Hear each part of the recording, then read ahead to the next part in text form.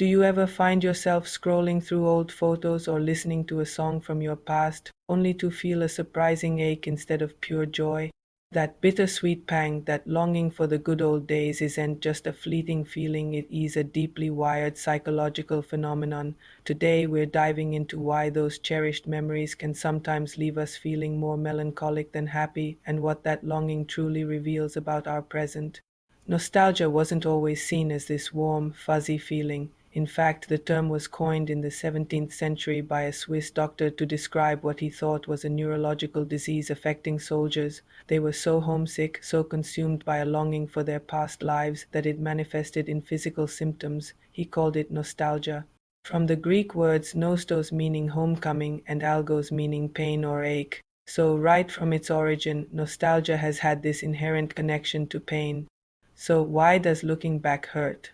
One of the biggest reasons is what psychologists call rosy retrospection.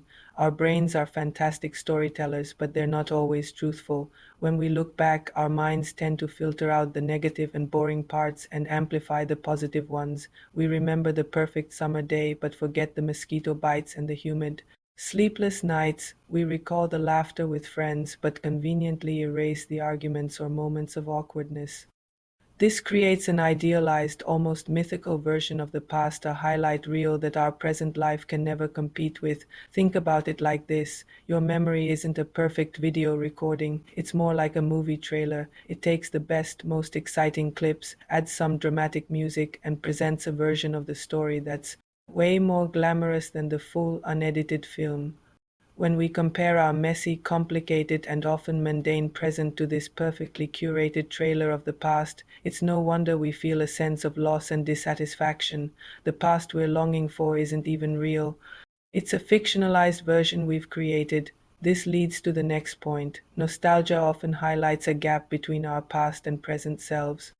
When you remember being a carefree teenager without bills to pay or a college student full of ambition, you're not just remembering events, you're remembering a version of yourself that may feel lost. The ache of nostalgia can be a form of grief for the person you used to be, the opportunities you think you missed, or the paths you didn't take. It's a yearning for a feeling, a state of being that seems unrecoverable in your current life. The pain isn't just about the past being gone. It's about feeling that a part of you is gone with it. Another fascinating aspect is the social connection. A lot of our most powerful nostalgic memories are tied to people. We long for holidays with grandparents who are no longer with us, or late night talks with college friends who have since moved across the country. Nostalgia reminds us of a sense of belonging and connection that might be weaker in our present lives. In a world that can often feel isolating, looking back to a time when our social circles felt stronger and simpler is a natural coping mechanism, but it comes with a sting, the realization that those specific moments and dynamics can never be perfectly replicated. You can't just pick up where you left off. People change, circumstances change, and that can be a painful truth to confront. This is especially true during times of transition or stress. Research has shown that we tend to feel most nostalgic when we're feeling lonely, anxious, or uncertain about the future.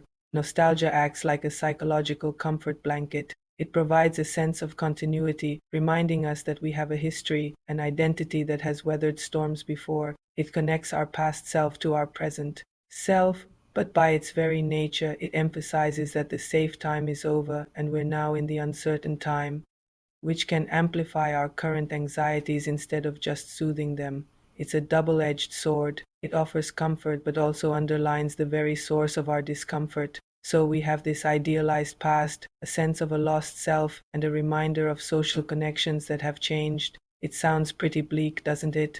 But here's the paradox. This painful ache is actually what makes nostalgia so profound and ultimately useful. The sadness is part of the package. It's the bitter that makes the sweet stand out. That feeling of loss is what gives the memory its emotional weight and meaning.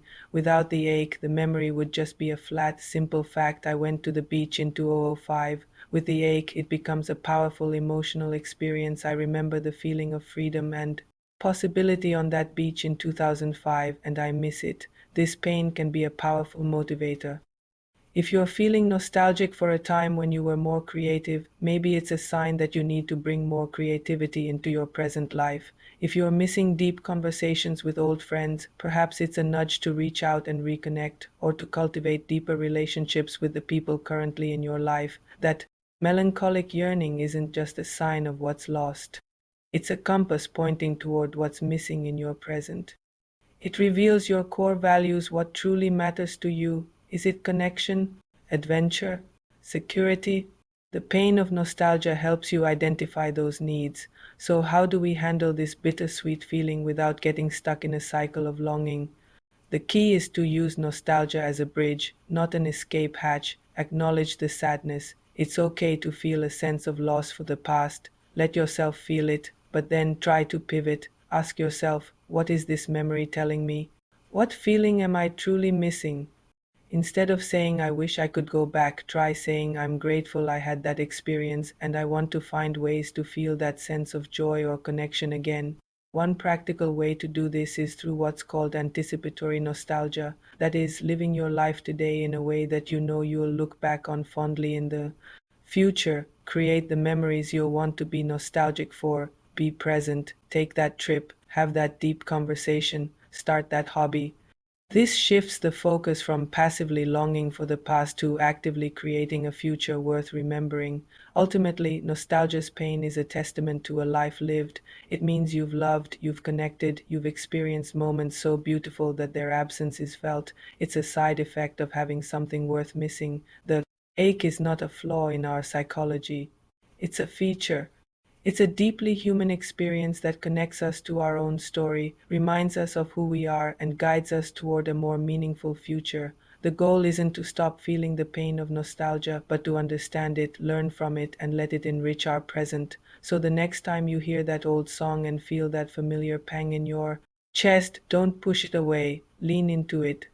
Appreciate the beauty of the memory, acknowledge the sadness of its passing, and ask yourself what it's trying to teach you about your life right now. The past is a wonderful place to visit, but we can't live there. Thanks for watching. If you've ever felt that bittersweet ache of nostalgia, share your experience in the comments below. And don't forget to like and subscribe for more content. See you next time.